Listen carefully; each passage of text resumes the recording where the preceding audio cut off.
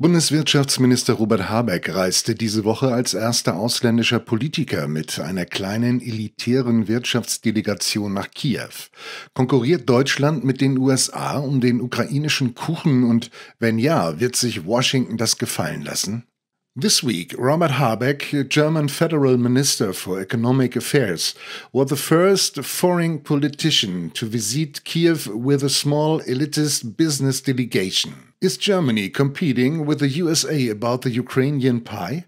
And if so, will the USA tolerate it? What pie?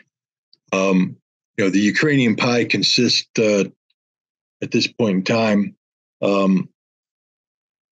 completely of foreign donations. There is no Ukrainian economy. Ukraine is locked in a devastating conflict with Russia, which it is on track to lose decisively. So I think this is little more than wishful posturing by the German delegation, trying to create a sense of optimism for the future where none exists. So, the competition, I think, consists of, Germany and America looking at a empty pie tray, trying to scrape up crumbs that are no longer there. Der frühere deutsche Verteidigungsminister Lothar de Maizière sagte jüngst, dass Freiheit wichtiger als Frieden sei, um die Waffenlieferungen in die Ukraine zu verteidigen. Teilen Sie diese Auffassung und wenn ja, warum galt diese Aussage nicht für die Menschen im Donbass in den vergangenen 9 Jahren? Former German Defense Minister Lothar de Maizière recently justified weapons supplies to Ukraine by saying, "Freedom is more important than peace." Do you share this sentiment? And if so, why wasn't that principle extended to the people of the Donbass for the past 9 years? Well, of course, I believe that freedom is more important than peace. The American Revolution was predicated on the concept of freedom. We went to war against the British Empire to liberate ourselves from tyranny. We fought a civil war to free slaves from the tyranny of slavery. Of course, as Germany well knows, twice we sent American boys overseas to defeat Germany in large-scale ground combat in Europe. The first time, of course, we defeated Imperial Germany, and the second time, more recently, we defeated Nazi Germany. So I agree. Freedom is more important than peace. For a German to look at what's going on in Ukraine and call it freedom is disgusting. The man needs to read his history. The man needs to understand what tyranny is. He needs to understand what the scourge of Nazi ideology is. He should do the research on Stepan Bandera and the relationship between the Banderas and Ukrainian government and Germany before he ever again opens his mouth. Lassen Sie uns mal über die Gruppe Wagner sprechen, deren Kämpfer ja auf russischer Seite die Hauptlast in der Schlacht um Bachmut tragen. Kann man die Gruppe Wagner mit US-Pendants wie DynCorp, G4S oder dem britischen Aegis Defense Services vergleichen? Let's talk about the Wagner Group, whose fighters are bearing the main burden in the battle for Bakhmut for the Russian side. Can the Wagner Group be compared to US counterparts like DynCorp, G4S, or the British Aegis Defense Services? The idea of comparing Wagner, which is a professional military force engaged in some of the hardest combat operations in modern history, with these mercenary groups who are known for their ability to kill Iraqi civilians, to run ramshot over Afghani civilians who wouldn't be able to sustain themselves in modern combat at all, is ludicrous. Wagner calls itself a private military contractor, but it's anything but.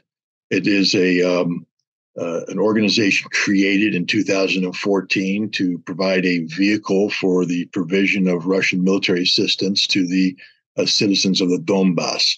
Russia is constitutionally prohibited from providing soldiers on active service in the Russian military to serve in foreign lands without the permission of parliament. So Wagner was created as a sort of a means of covertly, even though it was overtly, providing this support. But let not anybody be mistaken. The fact that it's called a private military contractor disguises the reality. It is a professional military force. These are paid warriors who operate on behalf of the Russian government in support of Russian policy. And again, what they are doing in Bachmut and what they have done earlier is some of the most intense professional combat that any military force has participated in modern history. It's a joke, an absolute joke indeed. It's insulting to raise the image of these pathetic Western mercenary groups and somehow say that these are the equivalent of Wagner. Think what you want of Wagner, but understand that they're better warriors than anything NATO has on their side. Wagner-Chef Jewgeni Prigoschin sagte kürzlich, selbst wenn es der Ukraine mit geballter NATO-Unterstützung gelingen sollte, die Musiker zu besiegen, wäre es am Ende nur ein Pyrrhussieg. Grund, weil er mit einem extrem hohen Blutzoll errungen wäre und Russland immer noch über die besten Kampfverbände verfügen würde. Stimmen Sie dieser Interpretation des Kriegsverlaufs zu? Yevgeny Prigoschin, Wagner Group's head, recently said that Ukraine can only achieve a Pyrrhic victory at best. The reason, even if it managed to defeat the musicians with the help of NATO, Ukrainian manpower will be significantly reduced as a result, while the best Russian troops would still remain combat ready. Would you agree to this interpretation of the progress of war? What I will say this about Mr. Prigozhin is, again, regardless of what you think of him, he has been unerringly honest in his appraisals. He has been critical of the Russian government where he deems it necessary to be critical.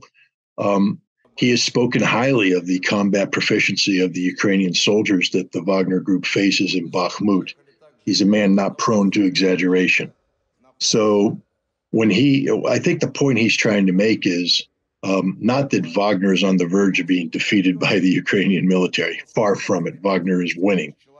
But he's saying that even if Wagner was somehow defeated, the cost that's being paid by the Ukrainian military is prohibitive. It would be a Pyrrhic victory.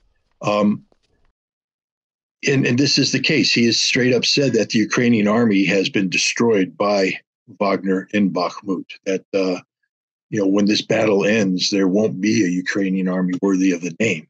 And this is reality. But I just would caution people not to focus on, the suggestion that Wagner could somehow be defeated. Prigozhin wasn't saying that.